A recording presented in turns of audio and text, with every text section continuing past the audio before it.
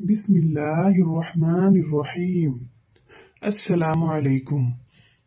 हदीस शरीफ में तहरीदन बेशक ऐसा वारिद हुआ है कि हजरत सल्लल्लाहु अलैहि वसल्लम ने फरमाया कि मैंने ऐसा इरादा किया था कि जो लोग नमाज में नहीं आते उनके घरों को आग लगा दूं, लेकिन औरतों और बच्चों की वजह से ऐसा ना किया।